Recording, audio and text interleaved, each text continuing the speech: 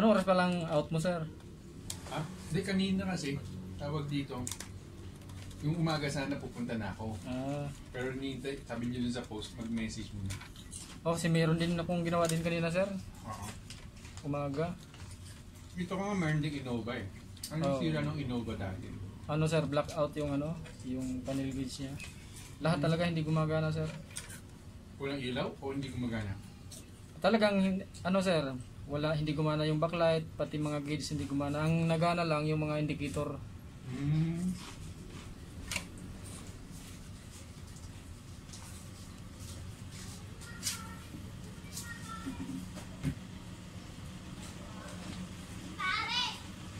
Ito, sir, sunog, sir, yung kapasitor. Dalawa. Yun yung papalitan natin, sir. Kasi sayang din, sir, kung di gamitin yung pinag-aralan. Pinag-aralan ko rin kasi ito, sir, eh. Alin? Ito. Yung mga resistor? Ano pa ibang nagagawa niyo, sir? Nag-mechanical din ako, sir, kaya lang hindi lang ako nag-focus doon. Gawa ng mga tools ko kasi pang minor lang. Kaya dito na ako nag-focus sa electrical. Saka maganda, maliit lang na lugar kailangan.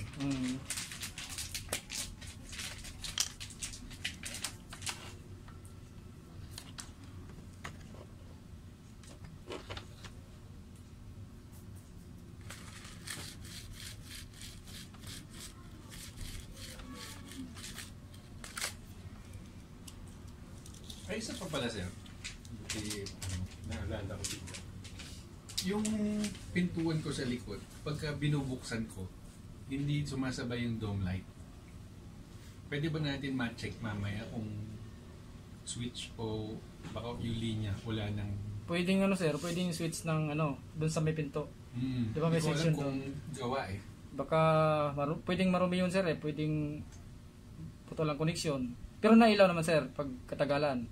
Hindi lang nasabay. Isang dekada nang hindi pero sa ibang pinto, sir, pag binuksan mo, nailaw. Okay siya, oo. Doon lang yun sa switch, sir, sa likod.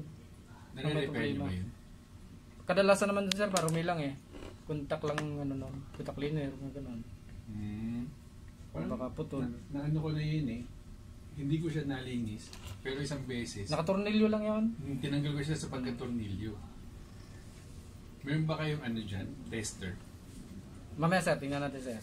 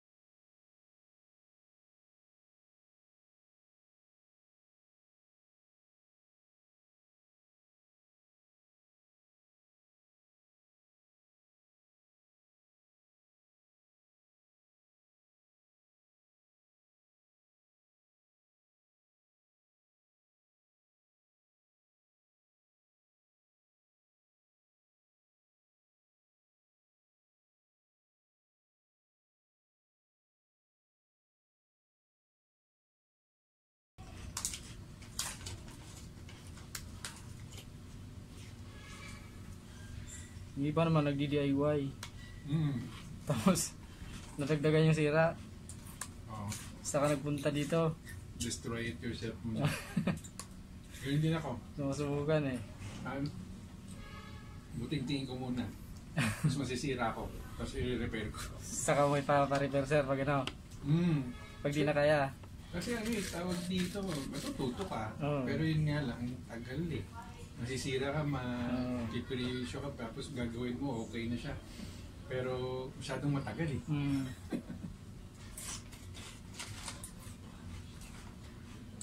Iba kapag diniretso yung Aguinaldo Highway, papuntang Tagaytay. Tagaytay, sir. Ayun. Tagaytay, Alfonso. Ilang minuto pa papuntang Tagaytay? Pag wala talagang traffic, sir, ano lang, mga 15 minutes. Kaya. Doon na. Oo. Pag wala talagang traffic. May traffic kasi. Galing dito. Oo. Ay, baka doon na lang ako bumaba. Kasi yung traffic doon sa ano, hindi ko siya mahanap kanina sa Google Maps. Kasi actually, nasa Google Maps na, pero hindi nagsasalita yung Google Maps for some reason. So, nahihirapan ako. Tapos, sinubukan ko yung Waze. Napunta naman ako sa iba. Pag Waze talagang gagamitin, sir, ano eh, kung saan ka i-dala eh.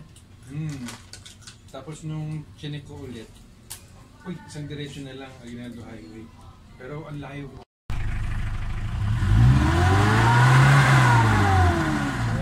Ayos na. Kanina, hirap siya kumabot sa 3K, sir, ba?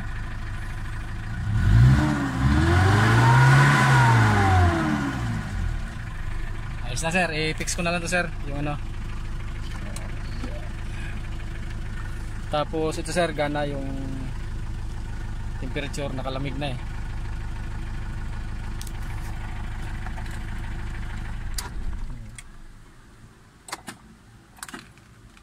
Gumagana yun sa temperature niya. Gumagana yan, sir. Yung ano kasi nito,